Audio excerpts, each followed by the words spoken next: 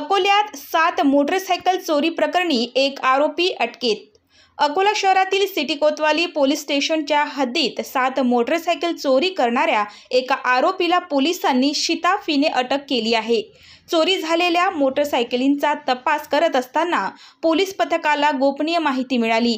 त्या आधारे सापळा रचून संबंधित आरोपीला पकडण्यात आले। या दरम्यान आरोपी 23 वर्षीय कैलास टेकडी येथील रोहित उमेश जावळे यांच्याकडून चोरीच्या 7 मोटरसायकली जप्त करण्यात आल्या आहेत। आरोपीने शहरातील विविध भागांतून हे गुन्हे केल्याची कबुली दिली असून त्याच्याकडून 3,70,000 रुपयांचा मुद्देमाल जप्त केला आहे।